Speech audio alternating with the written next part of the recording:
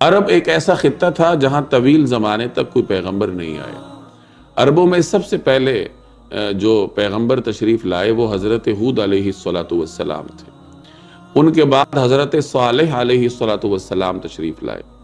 یہ عربوں کی قدیم اقوام تھیں، قوم عاد اور قوم سمود، یہ شمالی اور جنوبی عرب میں آباد تھیں، اور قدیم عربوں کی اقوام یہ کہلاتی ہیں جنہیں ہم عرب بائدہ کہتے ہیں، یعنی یہ عربوں کی وہ اقوام ہیں جو کہ وقت کے ساتھ ساتھ روئے زمین سے مٹ گئی، ان کا وجود باقی نہ رہا۔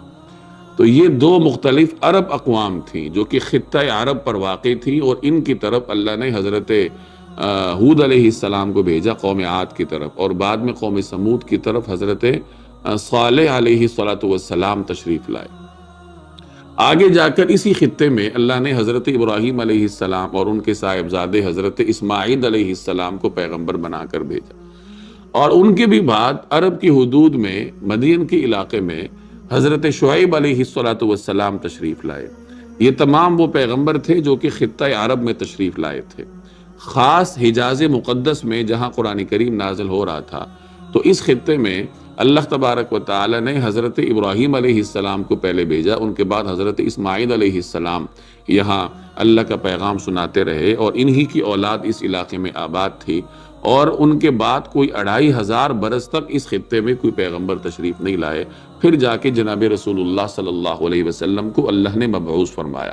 اب اس طویل زمانے میں یہاں کوئی پیغمبر تو نہیں آئے،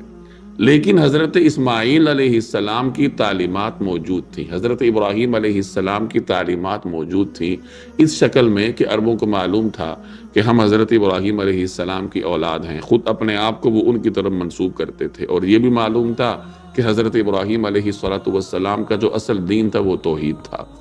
عربوں میں ہر زمانے میں کچھ ایسے لوگ رہے ہیں جو کہ توحید کے داعی تھے، اور اسی طریقے سے ان کے قرب و جوار میں بنی اسرائیل کے انبیاء کا سلسلہ مسلسل قائم رہا،